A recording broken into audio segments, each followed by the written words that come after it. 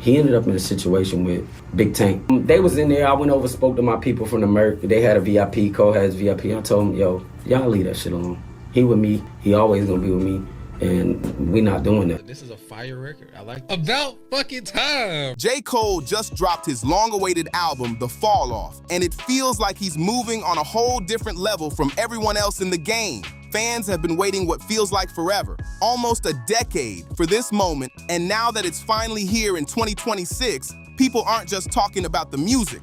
They're talking about the way he's moving out here. See, most big-name artists follow the same tired formula: flashy promos, wild social media stunts, and endless hype just to stay in the spotlight. But Cole, he threw that entire playbook out the window and started doing things that, on paper, should have destroyed his career. Instead, it's doing the exact opposite. Every move he makes feels unpredictable, like he's rewriting how a superstar is supposed to move. While the so-called industry experts and major outlets are scrambling to spin their own version of the story, Cole's out here calmly proving that the old rules don't mean a thing anymore. It's clear now that there's this massive gap between what the industry wants him to represent and who he actually is. That clash is shaking things up in a big way.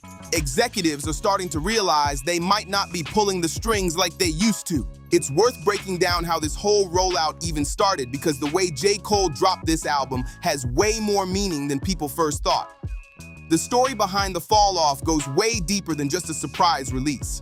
It's something Cole's been building toward for years, like a long-running mystery finally coming full circle. Cole had been teasing the name The Fall Off for nearly 8 years, ever since he dropped COD back in 2018. Over time, it became this mythical project in hip-hop, the one everybody knew existed, but no one could predict when it would finally land. It was like waiting for a legend to come back, and every year that passed just made the anticipation grow even crazier. Then on January 14th, 2026, Cole finally ended the silence and dropped a cinematic trailer that shook the whole internet. The trailer confirmed the official title and revealed the release date, February 6th. But that wasn't even the wildest part. At the exact same time, he dropped a brand new single called Disc 2, Track 2. Fans instantly renamed it The Fall Off Is Inevitable. That track flipped the whole vibe instantly. It hinted this wasn't just another album. It was a massive double-disc project with something deeper behind it. When the album finally dropped, the internet went crazy. Half the world called it his best project since 2014 Forest Hills Drive, while the rest were still trying to process what they just heard. People were really vibing with the emotional depth of this project. It hit different. Being a double album, it gave fans two sides of Cole's life, like looking through a mirror at two different eras of the same man. Every song felt personal, raw, and honest, almost like he was closing a chapter in real time right in front of everyone. For a lot of listeners, this felt like the perfect send-off. No radio-chasing singles, no watered-down hits, just Cole pouring his soul into the mic. But what's wild is how the so-called professional critics reacted to it. You'd expect a legend like J. Cole, who's held down hip-hop for more than a decade, to get his flowers for what might be his final project. Instead, the big-name outlets came swinging like they had something to prove. Major platforms like Pitchfork and The Guardian didn't just critique, they practically tried to bury it. The reviews came in shockingly low, with Pitchfork handing out a harsh 5.3 and others sitting around 5.5 out of 10. They called the album bloated, sleepy, and uninspired, acting like it flopped before it even had a chance to breathe. It was almost like the industry couldn't stand the fact that Cole didn't play their game. No hype machine, no controversy, just music from the heart, and that's exactly what made it sting for them. Here's where the industry starts looking completely out of touch. Even with all those mid-reviews and critics saying the album wasn't all that, fans didn't care one bit. They showed up loud and proud. When the first week numbers dropped, Cole dominated. He moved over 290,000 units in just 7 days, instantly locking in the #1 spot on the charts. That's huge, especially in 2026, when streams usually rule everything. What's wild is he pulled off one of the biggest debuts of the year while being trashed by the same critics who claimed to set the standard for good music. The so-called gatekeepers tried to downplay him, but the people weren't buying it. Cole's fans turned the noise into fuel and made sure his numbers spoke louder than any review ever could. Once you really dive into The Fall Off, you can feel it's a massive piece of work.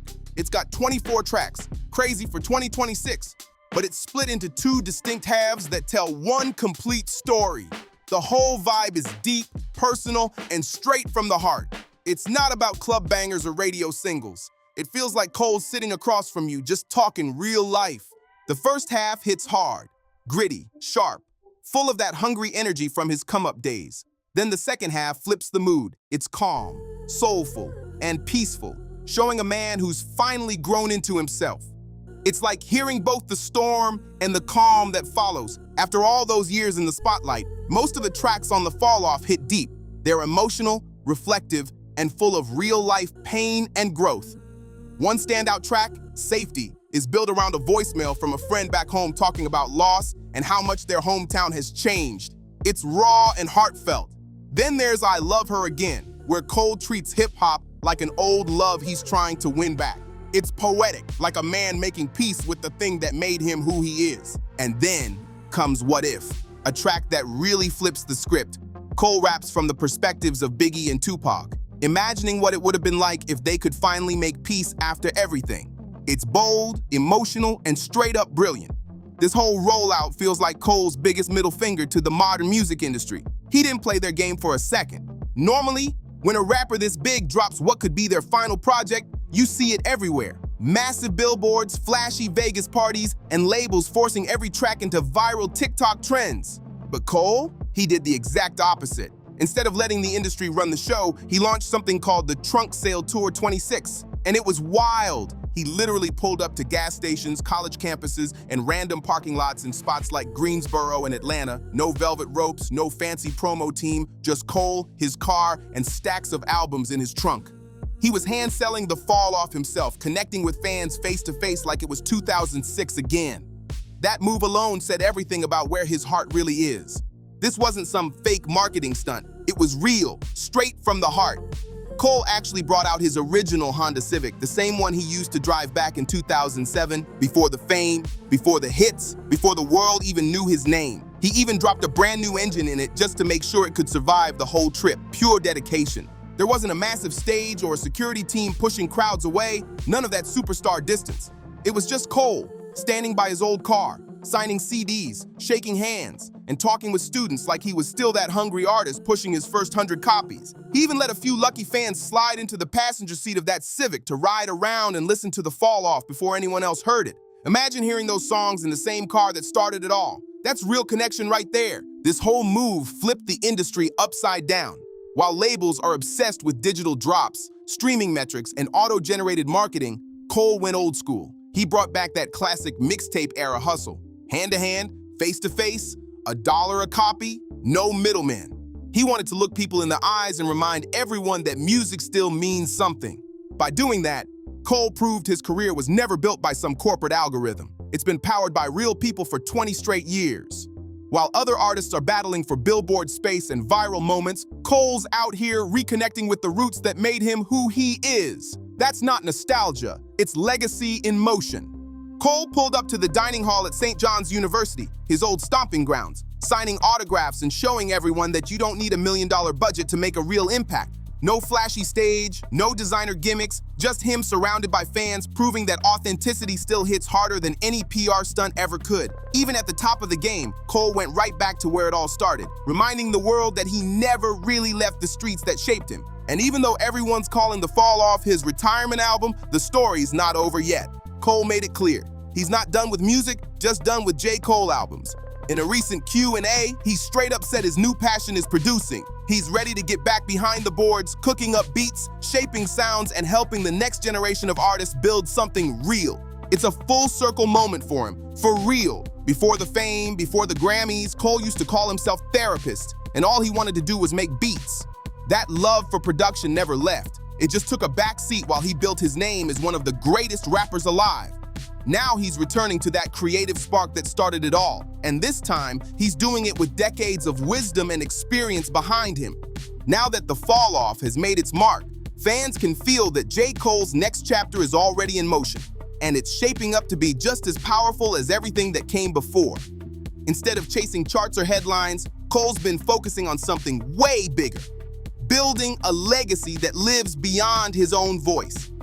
He's setting the stage for a new wave of artists who share that same hunger, soul, and truth that he's carried since day one. Rumors have already started swirling that he's locking in sessions at Dreamville Studios, working with both underground talent and heavy hitters in the game. Some say he's producing full projects for upcoming artists, while others whisper about secret collaborations with old friends who've been quiet for years. Whatever's coming next, it's clear Cole's not walking away. He's evolving into the mentor role the game's been missing. And the energy around him right now is wild. Every interview, every fan meetup, every quiet moment he shares feels like a man at peace, someone who finally found balance between art and purpose. Cole's journey isn't about fading out. It's about passing the torch the right way. After years of spitting truth, breaking the system, and staying true to himself, Cole's finally doing what he was meant to do all along: create without limits.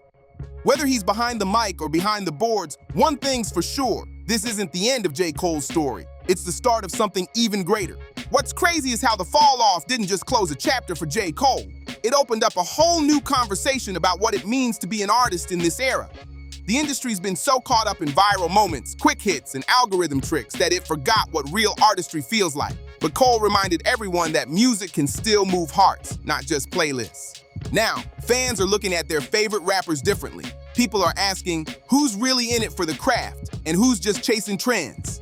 That's the power of Cole's impact. He didn't just drop an album, he shook the foundation of how the game measures success. Suddenly being authentic is cool again, and that's something money can't buy. Even other artists have started speaking up, saying how Cole's rollout inspired them to rethink their own moves. Some said it gave them the courage to slow down, take back control, and make music that actually means something. It's wild how one man's decision to pull up in a Honda Civic instead of a limo flipped the whole industry narrative on its head. Cole didn't just prove that independence still matters, he made it look powerful. He's showing a generation that you can move on your own terms, keep your integrity, and still hit #1 doing it your way. The world's watching closely now, and the question isn't what's next for Cole anymore. It's who's brave enough to follow his lead. So even though Cole might be stepping back from the mic and fading out of the spotlight, he's really just leveling up. He's setting himself up to be a permanent force behind the scenes, a mastermind shaping the sound of the next generation. It's a genius move, honestly. He still gets to stay creative, make money, and control the art, without the chaos that comes with celebrity life. That's how you play the long game. Cole's not retiring. He's evolving. He's stepping into that next phase where he can make the music he loves, help others find their sound, and do it all his way. No label control, no media circus, no pressure, just pure creation on his own terms. He's proving that you don't have to be the face of the brand to own it. You just have to move smart and stay true. J. Cole's story isn't about walking away. It's about rewriting what success really looks like in today's world. From mixtape hustles to #1 albums, and now mentoring the next wave, he's closing one chapter only to start an even bigger one. If you've been riding with Cole since day one, or if the fall off made you see him in a new light, make sure you like, subscribe, share, and drop a comment below. Let's keep this conversation going and celebrate one of the realest artists to ever do it.